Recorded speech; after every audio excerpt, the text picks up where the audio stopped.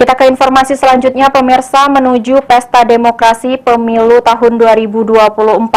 Ketua DPRD Prabu Mulih Sutarno mengaku akan menganggarkan pembelian seragam Linmas untuk mengganti seragam Linmas yang lama.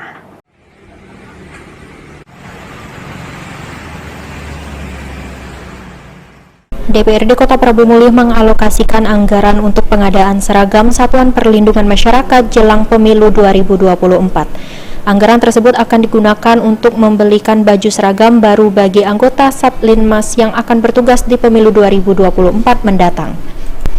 Ketua DPRD Kota Prabu Mulih Sutarno menjelaskan pakaian Linmas termasuk kebutuhan di pemilu, namun tidak diatur oleh KPU sehingga pihaknya akan menganggarkan. Sutarno menambahkan secara regulasi anggaran tersebut akan dipos ke Kesbangpol, akan tetapi DPRD tetap meminta petunjuk ke provinsi untuk dievaluasi. UPD mana yang secara aturan menerima anggaran pembelian baju Linmas.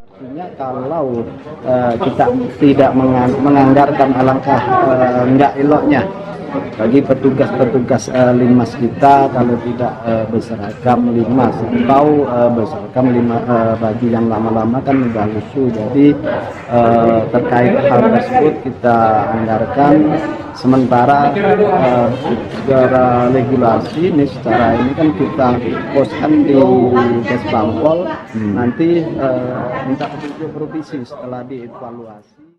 Beni Firdaus, PAL TV.